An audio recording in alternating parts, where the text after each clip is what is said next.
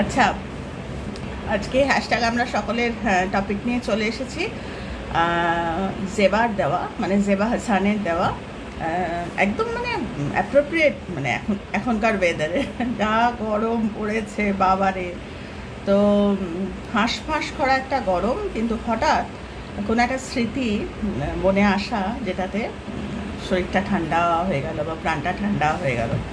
তো এরকম প্রচুর স্মৃতি আছে, কিন্তু যেটা আমার জীবনকে একেবারে ঠান্ডা করে দিয়েছে, বা যে স্মৃতিতে আমি যখন থাকি তখন আমার মনে হয় যে ওয়ার্থ লিভিং, আমি বেঁচে আছি, একটা পারপাস আছে।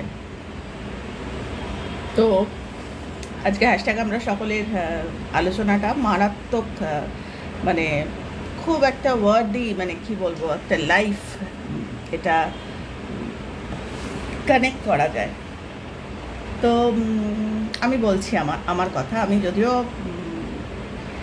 সব কথা শেয়ার করা যায় না, কিন্তু যেহেতু জেবার টপিকটা একটা অসম্ভব একটা ফান্ডামেন্টাল একটা মানে প্রশ্ন, আমি মনে মনে তাই ভাবি যে জেবা কতটা ভাবে, কতটা চিন্তা করে। তো এইটা 2010-এর তখন প্রায় মাঝামাঝি, যখন মোটামুটি আমাদের বম্বে আসার কথা ঠিক হয়ে গেল। মারাত্মক একটা টানাপোড়েন চলছে মনের মধ্যে। মেয়েকে বলছি, মেয়ের ঠাকুরের কৃপায় খুব ভালো রেজাল্ট হয়েছিল। আমি বললাম যে মাম্মা, মানে ওকে আলাদা করে বোঝালাম যে মাম্মা বম্বে যাস না বাবু, এখানে থাক, এখানে ভালো স্কুলে ভর্তি করিয়ে দেবো, এখানে থাক বাবা, কয়েকটা বছর ওখানে থাক। আমরা যেরকম ও যখন 8-এ পড়ে তখন বাবুন প্রসেনজিৎ বম্বেতে শিফট করেছিল। আমাদের মাম্মামের আইসিএসসি বলে আমাদের কলকাতা 2 বছর থাকতে হয়েছিল। তাই বললাম এটাকে আরও একটু পিছিয়ে দে, চল আরও 2 বছর আমরা এখানে থাকি, তারপরে আমরা একটু সেট করে নিয়ে আমরা তারপর না হয় ডিসিশন নেব বম্বে যাব কি যাব না। তো সত্যি কথা বলতে মানসিকভাবে একদম তৈরি ছিলাম না বম্বে যাওয়ারটা। প্রথম কথা, ইয়াং না, বেশ একটা 40-42 বছর আমি তখন মহিলা, প্লাস মাম্মাম আমরা দুজনেই মানে কি বলবো, মানে কলকাতা থেকে আমাদের একটা অন্যরকম একটা মানে জগৎ একটা তৈরি হয়েছিল। ওখানে যাব, ওখানে কি করব, মেয়ের মাম্মাম আমাকে বলতো, মা ওখানে বন্ধু পাবো তো, মা ওখানে বন্ধু পাবো তো। তারপরে আমার মেয়ে খুব একটা মেলামেশা করতে পারে না, তো এখানে মানে কলকাতায় থাকতে একটা জগৎ তৈরি হয়েছিল। আমি জাস্ট একটা কি বলবো, একটা ওপর একটা বলছি যে বম্বে দেখো অন্ধকার হয়ে গেল, বাইরেটা যেই অন্ধকার হয়ে গেল। একটু দাঁড়া। আচ্ছা, তো এরকম একটা কন্ডিশন। কিন্তু মাম্মাম ওর বাবার সাথে কথা বললো যে বম্বেতে সুযোগ অনেক বেশি, কলকাতাতে থাকলে তুমি অত সুযোগ পাবে না। যাই হোক, তারপরে তো ডিসিশন নেওয়া হলো, অনেক বোঝাবুঝি সব চললো। তো যেতে হলো অগত্যা। প্রায়োরিটি হচ্ছে সংসার, মেয়ে, স্বামী, ব্যবসা বাণিজ্য সব এখানে রেখে। আমার তখন মানে অনেকজন, মানে আমি বানাতাম জিনিস, ধরো একটা জিনিস বানাতাম, সেটা আমি কিছুটা রাখতাম, আরও আমার লোকজন ছিল, তারা সেল করতো। মানে এটা খুব সুন্দর একটা রোজগার ছিল আমার সেই সময় কলকাতায়। আর সেই সমস্ত ছেড়ে, বাবা মা আত্মীয় পরিজন সব ছেড়ে আমি চললাম বম্বে। এবার বম্বে গিয়ে তো গেল মাথার স্ক্রুগুলো ঢিলা হয়ে। তখন আমি এর আগে অনেকবার বলেছি যে একদম ভালো লাগতো না, সবাই বেরিয়ে যেত। আর যে মানুষটা কাজে থেকেছে চিরদিন, প্লাস পয়সা কুড়ি রোজগার করেছে, প্লাস কিছু কমিটমেন্টস আমার চিরদিনের সমাজের প্রতি বা কিছু লাইফের প্রতি, অত তো বলা যায় না, তো সবসময় তো প্রসেনজিতের কাছে হাত পাতিনি, মানে একটা টাইম অবধি। এবার বুঝতে পেরে গিয়েছিলাম যে আমার আর জীবনে কিছু হবে না। মানে 40-42 বছর বয়স হয়ে গিয়েছে তখন। আমি নতুন করে আর কি করব, মানে মন থেকে না একটা হেরে যাওয়ার, একটা ডিফিট নেওয়ার একটা, যে প্রসেনজিৎ আমাকে সবসময় বলতো যে অনেক তো করেছো, এখন চলো ওখানে, চলো ভালো লাগবে, আমি তোমাকে দেখবে, তোমার যেরকম তুমি যেরকম বলবে সব ঠিকঠাক আমি তোমার ব্যবস্থা করে দেবো। কিন্তু মনের মধ্যে না সে এতকালের একরকম অভ্যেস ছিল, কাজের কমে এক্সিবিশনস করতাম, একটা অন্যরকম জায়গা, একটা অন্যরকম নিজের একটা সেট লাইফ ছিল, কমফর্ট জোন ছিল। তো সেটা থেকে বেরিয়ে যাওয়ার পরে তো আমি বহুবার শেয়ার করেছি, আমাকে সাইকোলজিস্টের কাছে বেশ কিছুদিন ট্রিটমেন্টে থাকতে হলো, কিছুতেই কিছু হলো না। নিচে গিয়ে বসে থাকতাম পার্কে, মানে আমাদের যেখানে আমরা থাকি ওখানে একটা খুব সুন্দর পার্ক আছে, ওখানে গিয়ে বসে থাকতাম। যেই দেখতাম একটু লোকজন আসছে, কারণ কথা বলতে পারতাম না তো, আমার ল্যাঙ্গুয়েজ স্কিল ছিল না, না হিন্দি বলতে পারতাম না ইংরেজি বলতে পারতাম। যখন দেখতাম খালি আমি একা একা বসে থাকতাম, আর যখন দেখতাম লোক এসে গেছে, কেন লোকজন আসলেই আমার সঙ্গে আলাপ করার একটা থাকতো, কে তুমি কোথায় থাকো, কোন ফ্ল্যাটে থাকো, এরকম। আমি যেহেতু কথা বলতে পারবো না, আর তখন একটা কীরকম হয়ে গিয়েছিলাম, তো মনের মধ্যে না একটা না পাওয়া, একটা বলে বোঝাতে পারবো না। আমাকে সবাই বলতো, তোর তোর কেন এরকম হয়, তোর তোর স্বামী মেয়ে সব এখানে, ওদের ভালোতেই তো তোর ভালো, সেই কর্তার ভালোতে সংসারের সকলের ভালো। আমি তখন ওদের বুঝিয়ে পারতাম না, এটা যার হয় না সে বোঝে। আমার 100 বার আমার প্রায়োরিটি ছিল আমার স্বামী আমার মেয়ে, তার জন্যই তো সব ছেড়ে আমি চলে গিয়েছিলাম বাড়ি বন্ধ করে। কিন্তু তা সত্ত্বেও একটা নিজস্ব একটা তো ছিল, সেটা আমি শেষের দিকে যখন দেখতাম কেউ বুঝতে পারে না, তখন আমি আর বলতাম না। কিন্তু ভিতরটা না দিনে দিনে দিনে দিনে তেতে উঠছিল, মানে গরম একদম, মানে আমার ভিতরে না সমস্ত শান্তি নষ্ট হয়ে যাচ্ছিল, বলে বোঝাতে পারবো না। মানে আমি তখন ওই সময়টায় 2010-এর শেষের দিক থেকে আমি অ্যান্টি ডিপ্রেসিভ খাওয়া, ঘুমের ওষুধ খাওয়া, এইসব শুরু হলো আমার। কেননা মনের মধ্যে ওই মানে তেতে গিয়েছিলাম। আজকে যে জেবার টপিকটা, যেটা না ভিতরে ভিতরে সেই একটা উত্তপ্ত একটা মানে বাইরেও গরম ভিতরেও গরম, ওইটা ফিল করতাম। করতে করতে করতে করতে 2011-তে আমি এই ভগবানের কাছে কত প্রার্থনা করতাম যে আমাকে, মানে তোমরা শুনলে হাসবে, মানে আমাকে কলকাতা ফিরিয়ে দাও। অথচ কলকাতাতে কিন্তু প্রসেনজিতের রোজগার বলো বা কিছুই, মানে ওখানে সুযোগ বম্বেতে বেশি। কলকাতা ফিরিয়ে দাও। তো বলে না যে আমরা চাইলেই তো হবে না, তিনি যেটা ভালো বুঝবেন আমাদের জন্য সেটা করবেন। আমার আসলে অন্য কিছু পাওয়ার ছিল জীবনে। তো যাই হোক, 2011 করতে করতে করতে করতে 2011-তে আমি এই আমার যে এখন যে প্র্যাকটিস করি, সেই প্র্যাকটিসের সাথে আমার কানেকশন হলো। আমি আমার মেন্টরের নাম জানতে পারলাম, কি করে এই প্র্যাকটিসটা কী ব্যাপার সেইটা জানতে পারলাম। এটা বৌদ্ধ ধর্মেরই একটা সেক্ট, মানে অনেক রকম আছে বৌদ্ধ ধর্ম তো একটাই, মানে শাখামণি বুধা যেটা টিচিংস সেটা সেমই, কিন্তু বিভিন্ন রকম মানুষ বিভিন্ন রকম ওয়েতে ফলো করেছেন। তো আমরা একটা টাইপ আমরা ফলো করি।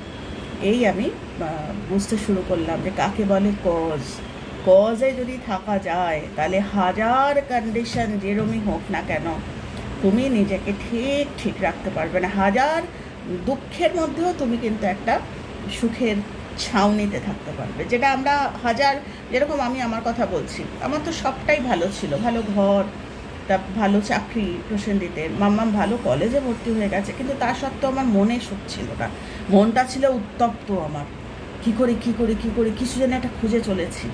এই আমার একটা ঠান্ডা মনে হলো, যেন এক চোট বৃষ্টি নামলো আমার জীবনে। এই আমি বুঝলাম কাকে বলে কজ।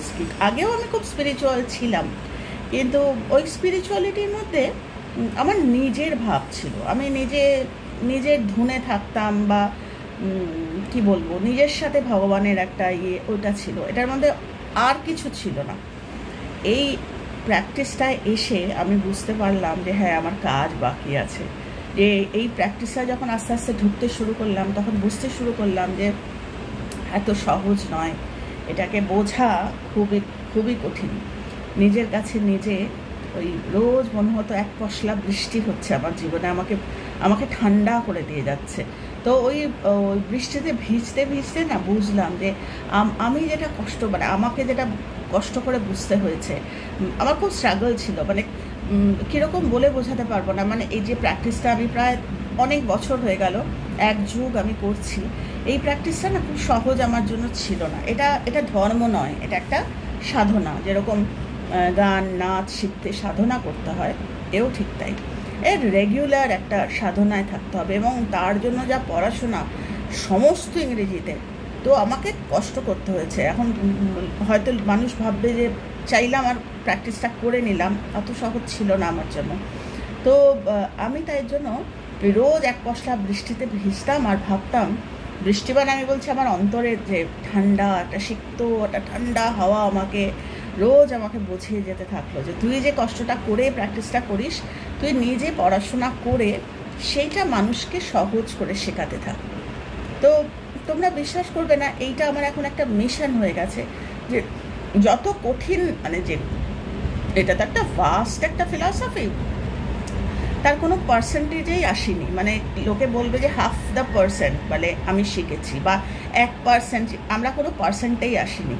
মানে এতটা সমুদ্রের মতো জ্ঞান, কিন্তু যতটুকু ধূলিকণার মতো শিখতে পাচ্ছি, খুব খুব টাফ মানে ওয়ার্ডসগুলো নেওয়া। কেননা তথাগত বুদ্ধ আমাদের এখানেই তার সব কিছু, কিন্তু ওনার তো ইস্টওয়ার্ড ট্রান্সমিশন হয়ে গিয়েছিল, কাজে ওখানকার ল্যাঙ্গুয়েজে, তো ওই ল্যাঙ্গুয়েজ বোঝা, তাকে ঘেঁটে জানা, তো ওইটা মানে আমার জীবনের ওটা মিশন যে আমি যতটুকু পড়বো সেটুকু একদম সহজ সরল করে মানুষের মধ্যে ছড়িয়ে দেওয়া। তো যতটুকু আমার ক্ষমতা, একদম সামান্য, সেই একটা গল্প তোমাদের সবসময় করতাম যে একটা ওই কাঁকড়াকে ছুঁড়ে ছুঁড়ে ফেলছিল, তখন জিজ্ঞেস করলো তুমি একটাকে বাঁচিয়ে কী করবে, 1000টা আছে, বলছে আমি একটাকে তো অন্তত বাঁচাই, সেটাও বোধহয় ওয়ার্ক হবে। তো এখনও আমার জীবনে মানে গরম বলতে আমি সারফেসের গরমের কথা বলছি না। তো যেবা কি বলতে চেয়েছে আমি যদিও জানি না, আমার যেটা মনে হলো আমি সেটা আলোচনা করলাম। সারফেসের গরম, ফিজিক্যাল গরম যেটা, এই গরমটা কিন্তু আসা যাওয়া করে। এই গরমটা এসি চালিয়ে বসো, বা এসি যদি নাও থাকে একটু নিচে গিয়ে বসলাম, একটু ফ্যান, আমার 2টো এসি খারাপ হয়ে গেছে, তোমাদের সব কথা বলি তাই বলছি, আমার 2টো ঘরের এসি খারাপ। একটা এসি তো মনে হয় এখন আর কিছু করাও যাবে না, মানে ওটা একটু পুরনো হয়েছে। আরেকটা এসি খুলে নিয়ে চলে গেছে সারানোর জন্য। তো আরেকটা যেটা চলছে সেটা টিম করে চলছে, মানে এতটাই গরম। তো সেটাই বলছি, দেখো এইগুলো কিন্তু সব টেম্পোরারি, এগুলো কোনোটাই অ্যাবসলিউট ঠান্ডা তোমায় দেবে না। মানে আজকে ঠান্ডা আছে, কালকে খারাপ হতে পারে, পয়সা না থাকতে পারে, এসি চালানোর মতো পয়সা নেই, ইলেকট্রিক বিল এত আসে, বা ওটা টেম্পোরারি, মানে যে ঠান্ডাটা বা যে গরম। কিন্তু আমি যেটার কথা বলছি, যে ঠান্ডা হওয়ার এক্সপিরিয়েন্স, সেই 2010-এর সেই ঠান্ডা হাওয়ার ছোঁয়ায় এসেছিলাম, সেইটা আজও চলছে। এখনও যখন ভীষণ উত্তপ্ত হয়ে যায় ভিতরে, দেখো উত্তপ্ত তো শুধু যে আমি নিজের কারণে হই তা না, আমার আশেপাশে যারা গাড়ি চালাচ্ছে, মানে জীবন চালাচ্ছে, তাদের প্রভাবও কিন্তু আমাদের ইয়েতে আসে। তো তখন কিন্তু আমি ওই আমার মিশনে বা ওই এক পশলা বৃষ্টিতে আমি ভিজি, যে আমার গরম থাকলে চলবে না, আমাকে ঠান্ডা হতে হবে, ওই আলোটাকে ঢাকার জন্য এদিকে আসছি।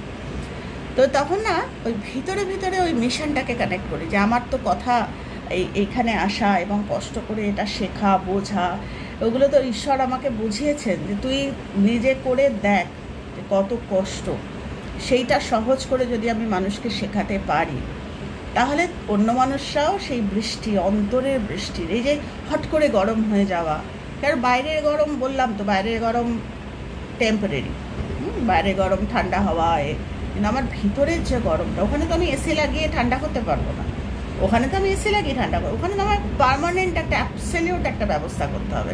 তো সেইটা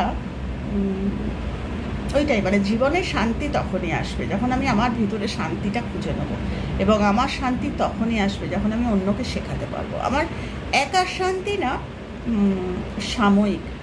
তো এটা নিয়ে তোমাদের আমি আরেকটা স্টাডি তোমাদের শেয়ার করবো। আমি আজকে কমিউনিটিতে দিয়েছি যে কোনো কমেন্টের কোনো জবাব, মানে কোনো কমেন্ট আসেনি, অপেক্ষায় আছি, দেখি কে কী বলে। তো স্টাডিগুলো শেয়ার করার আগে একবার জিজ্ঞাসা করি, কেননা যদি তোমাদের ভালো না লাগে তাহলে শুধু শেয়ার করবো না। তো আমি লিখেছি যে শাক্যমণি বুদ্ধা বা তথাগত বুদ্ধ এবং অমিতাভ বুদ্ধ, এরা কি এক, নাকি এদের মধ্যে কোথাও ফারাক আছে? তো শেয়ার করবো তোমাদের সাথে। তো সেটাই বলছি, এইসবগুলো যখন আমরা জানতে পারবো না যে আসলে ঠান্ডাটা হওয়াটা পৃথিবী তেতে আছে, কেননা আমরা তেতে আছি। আমরা যদি ঠান্ডা হই তাহলে কিন্তু পৃথিবী মা বা প্রকৃতি মা ঠান্ডা হবে। আমরা উত্তপ্ত হয়ে আছি, ওয়েদার আমাদের কি উত্তপ্ত করবে? আমাদের মানুষের ব্যবহার আমাদের উত্তপ্ত করে, মানুষের ছোট ছোট ছেলে মেয়েদের কি তাদের মুখের ভাষা, এরা কবে ঠান্ডা হবে? এদের জীবনে এক পশলা বৃষ্টি নামবে, সেই জন্য প্রার্থনার প্রয়োজন। যখন খুলে দেখি জানি না তোমরা বিশ্বাস করবে কিনা জানি না, আমার না খুব ইনটিউশন কাজ করে, আজকে নয়, আমার ছোটোবেলা থেকেই খুব ইনটিউশন। আমি খুব, এখন তো আমি প্র্যাকটিসে আছি, ধরো কথা বললে, 2-4টে কথা বললে বা কারুর কথা শুনলে মোটামুটি একটা বোঝা যায় তারা কোন স্টেট অফ লাইফে আছে। তো সেরকমই কখনো কখনো না ডামাডোল হয়ে যায়, মানে কখনো কখনো মনে হয় যে না এরা বোধহয় শিখে গেছে। তো এই 2 দিন আগেই দেখছিলাম যে ছেলে মানুষ, একদম ছেলে মানুষ, ভাবছিলাম যে একটু বোধহয় এবার এক পশলা বৃষ্টি এদের জীবনে এসেছে, মানে কজের বৃষ্টি, যে মানুষকে খারাপ কথা বলা তার জন্য কোনো তাকে উত্তপ্ত করছে না, আমার লাইফটাকে উত্তপ্ত করছে। তো দেখলাম, আমি ভেবেছিলাম সে বোধহয় একটু ঠান্ডা হয়েছে। 2 দিন আগে একটা ভিডিওতে তার ল্যাঙ্গুয়েজ, তার ভাষা শুনে মনটা বড় খারাপ হলো। ভাবলাম যে আমাদের না মন খারাপ করতে নেই, আমাদের এগিয়ে যেতে হয়। আমাদের মানে আমরা যারা এই মিশনে আছি, মানুষকে কজ অ্যান্ড এফেক্ট শেখাবো, আমাদের থেমে মানে দাঁড়ানোর সময় নেই, আমাদের এগিয়ে যেতে হবে। তো সত্যি কথাই মন খারাপ করার সময় নেই। তবে হ্যাঁ, প্রার্থনা তো রইলই যাতে এক পশলা বৃষ্টি এদের জীবনে আসে। ছোট ছোট ছেলে, বয়স্ক লোকেরা করে মানা যায় যে তারা সারা জীবন একভাবে চলেছে, তাদেরকে শেখানো বড় কষ্ট, কেননা তারা ওই পাকা রুট হয়ে গেছে তাদেরকে। কিন্তু ছোট ছোট ছেলেমেয়েরা কি তাদের ভ্যালু, মানে কি তাদের মূল্যবোধে তারা বড়, কেন আগামী জীবনটা পড়ে আছে, কি রুটে তারা কি দিচ্ছে, কি তাদের ভাষা, কি তাদের কথা আশপাশটাকে গরম করে দিচ্ছে। তো সেটা ভেবে মনটা একটু হলো, কিন্তু কিছু করার নেই, এটাই এখন সমাজ এবং আমাদের ওটাই কাজ যে ওই এক পশলা বৃষ্টি যেন এদের জীবনেও নামে, এবং সেটা অপেক্ষা করলে হবে না, আমাদেরকেই প্রার্থনা করতে হবে। তো বলে মেঘ জমলে, বলছে মেঘ নাকি ওই আমরা পড়েওছি ছোটোবেলায় যে কিছু কিছু মেঘ বৃষ্টির মেঘ হয়। তো ওই রকম, মানে আমি এত খুলে তো ইয়েতে বলা যায় না, মানে পড়াশোনাটা এতটা মিনিংফুল, মানে পড়াশোনা যদি মানুষ করে তাহলে কিন্তু মানুষের অনেক বৃষ্টি নামবে জীবনে, তারা বুঝবে, তাদের অশান্ত মন শান্ত হবে। আমি নিজেও তো, আমার নিজেরও মারাত্মক একটা টাইম দিয়ে আমি যাচ্ছি, কিন্তু আমার ভিতরে যেহেতু বৃষ্টি নামে আমার ভিতরে বৃষ্টি, তাই আমি মাঝে মাঝেই বৃষ্টিতে সিক্ত হয়ে ঠান্ডা হই যে না, আমার মন খারাপ করলে চলবে না, আমার ব্যতিব্যস্ত হলে চলবে না। তো এইগুলো যখন মানুষ করতে পারবে, মানুষকে খারাপ কথা না বলে, তখন বৃষ্টি এমনি নামবে, ওই বৃষ্টির মেঘ জমবে। বলছে বৃষ্টির মেঘ, সব মেঘে কিন্তু বৃষ্টি নামে না, তো এরকম অনেক আছে। তো সেটাই বলছি, যে মেঘে বৃষ্টি নামে সেই মেঘ প্রার্থনা করতে হয় যে আমার জীবনে অপরচুনিটি আসুক আমার জীবনে অপরচুনিটি, যাতে আমার জীবনে, কেননা সত্যি কথা বলতে মুশকিল হয় ওপেন ক্যামেরায়, কিন্তু মানুষের জীবনে জানো তো সমস্যার প্রয়োজন আছে। একেবারে সমস্যা ছাড়া মানুষ, ঠাকুর না করুক, কোনো সমস্যায় পড়লে না একেবারে ল্যাজে গোবরে হয়ে যাবে। যে কোনো দিন বৃষ্টি দেখেইনি, যে কোনো দিন জানেই না কী করে বৃষ্টিতে ভিজতে হয়, বা কী করে তার জীবনটা টোন, মানে কি বলবো, বিদেশ থেকে যখন এখানে লোকজন আসে নানা রকম ওষুধ খেয়ে আসে, কেননা ইমিউন না, আমরা ইমিউন এখানকার ওয়েদারে।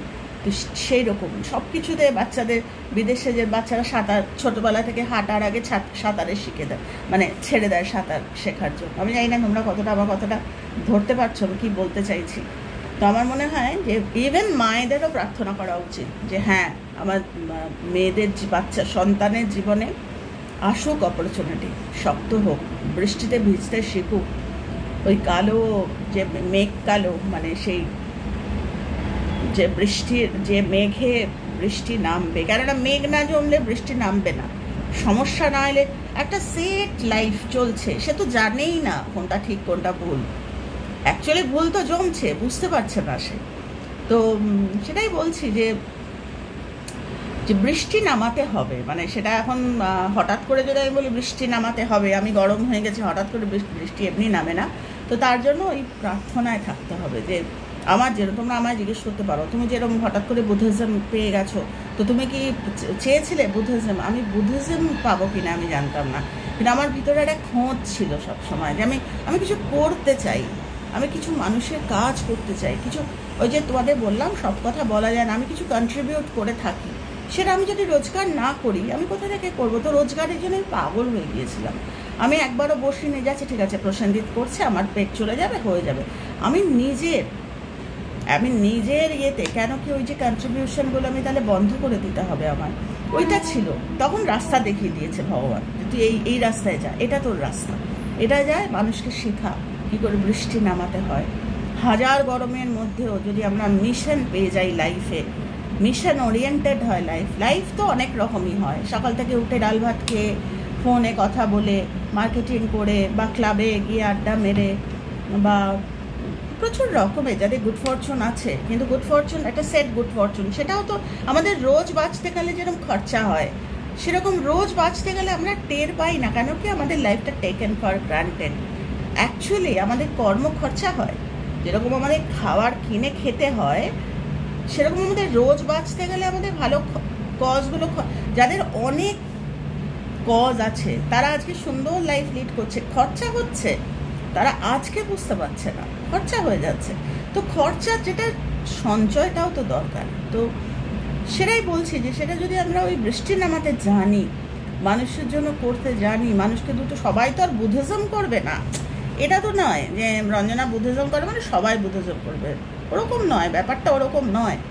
ব্যাপারটা হচ্ছে মনের মধ্যে একটা জিনিস থাকতে হবে যে আমি যেন নিজের মনে যে মেঘ জমেছে তার থেকে আমি যেন বৃষ্টি নামাতে জানি। আমার মনের মেঘকে অন্য কেউ বৃষ্টি নামিয়ে দেবে না, আমাকে মেঘ শীতল, মানে বলছে না যে নিজেকে ওই ইন্টেন্ট আনতে হবে যে আমার লাইফে এরকম আমাকেই বৃষ্টি নামাতে হবে। তো সেটার জন্য মারাত্মক প্রার্থনা চাই, মারাত্মক ইন্টেনশন চাই, একদম গা ভাসিয়ে জীবন। আর যাদের ওই যে বললাম কষ্টের মেঘটা খুব দরকার, তো প্রতিটি মুহূর্তে ধাক্কা খেতে খেতে যাওয়া, তো তাদের জীবনে বৃষ্টি এলে তারা শিখাতে পারবে যে ওই সময় বৃষ্টি আসবে, বৃষ্টি এলে তোরা কী কী করবি। এইটাই হচ্ছে মানে পারপাস লাইফের। তো আমি জানি না সেবা কি বলেছে, মানে কি তুমি বলতে চেয়েছো। আমার এটাই মনে হলো যে আমি কিন্তু সেই 2010-11-তে বৃষ্টি নেমেছিল, সেই এক্সপিরিয়েন্স আমি আজও ভাবি। আর আজকে তো আমার অনেকই বৃষ্টি নামছে এরকম, যখন এক একজন মানুষকে শেখাই এবং 6 মাস 1 বছর 2 বছর পর তাদের জীবনে যখন বৃষ্টি নামে, তখন যেন মনে হয় হয়তো আমার জীবনে ডাইরেক্টলি নামেনি, আরেকটা লোকের জীবনে বৃষ্টি নেমেছে, তখন যে কী আনন্দ হয়, কী স্যাটিসফ্যাকশান বলে বোঝাতে পারবো না। কারণ ওটা সৌভাগ্যের বৃষ্টি। মানে আমি যে বৃষ্টিতে একটা সময় স্নান করে শিখে গেছি কী করে বৃষ্টি নামাতে হয়, সেরকম যখন আর মানুষরা শিখে বলে রঞ্জনাদি এখন আর রাগ করি না, এখন ভেবে কথা বলি, তো তখন মনে হয় যে এই তো এদের জীবনে বৃষ্টি নামলো, এরা নিজেদের মেঘটাকে ভেঙে বৃষ্টি নামাতে শিখেছে। তো ওয়ার্থ লিভিং, যেটা বলছিলাম প্রথমেই বলছিলাম যে জীবনটা যেন মনে হয় ওয়ার্থ, বেঁচে আছি, মা আমার ভার নিচ্ছে, পৃথিবীর মা যতদিন আমাকে রাখবে আমি যেন এইভাবে মনের মধ্যে কি কত সময় কষ্ট হয় না হয়, চোখের ওপর যেগুলো নর্মাল লোক দেখে। আমার যখন ফাইব্রোমায়ালজিয়া ধরা পড়েছিল তখন ডাক্তার আমার মেয়েকে বলেছিল যে এই রোগ, আমার মেয়ে বুঝতে পারছিল না, ছোটও ছিল, আজ থেকে বেশ কয়েক বছর আগে, বলছিল যে এটার মারাত্মক একটা সিমটম হচ্ছে নর্মাল মানুষের যখন চেঁচায় সেই সাউন্ডটা, বা টিভিটা যারা বেশি করে সাউন্ড দিল সেই সাউন্ডটা আরেক নর্মাল একটি মানুষের কানে বা ভাইব্রেশনটা যেভাবে যাবে তোমার মার 4 গুণ যাবে। তাই সাউন্ড সবসময় কমে থাকতে হবে। কেউ চেঁচালো, চিৎকার করলো, এটা আমার আগেও হতো, আমি তো জানতাম না আমার কী রোগ, আমার না চেঁচালে তো কষ্ট হতো আর ওই যন্ত্রটা বাড়তো, বুঝতে পারতাম না কী কারণে, এটা ওই ডিজিজ।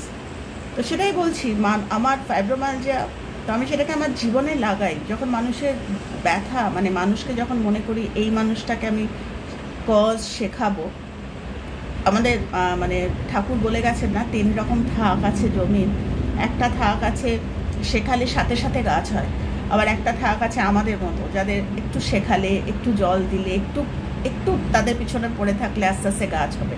আরেকটা থাক আছে যাদের হাজার শেখাও গাছ হবে না, এবং তাদের জন্য প্রার্থনা রাখতে হয়, কেউ না কেউ তাদের জীবনে আসুক, শেখা।